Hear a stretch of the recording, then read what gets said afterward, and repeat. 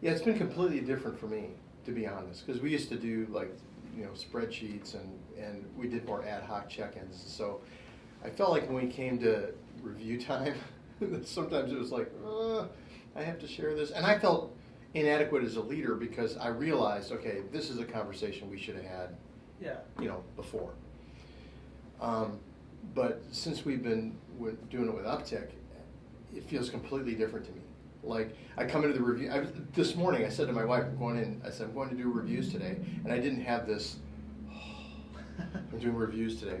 Because everything that we're talking about are things that we've already discussed, both challenges and expectations and priorities, and things where they needed to grow or areas where they may not have measured up and they wanted to grow.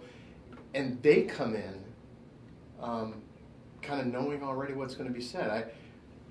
Last quarter, I had a typically top performer who wasn't for the quarter. And we'd had enough discussions throughout the quarter where we got to the review, he came in and was like, I'm sorry, I'm going to do better next quarter. And he did. We had his review this morning, and I was able to say, look, you were as good as your word.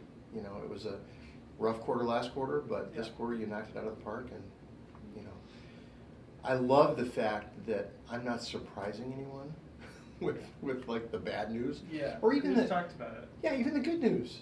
Like if I'm not, I could sit here and say, Michael's doing a fantastic job in my brain, but if I don't tell you that, you don't know what's going on in my head, and so I like being able to, on a regular basis, give people attaboys. Now, for sure, I think reviews have a lot more weightiness to them.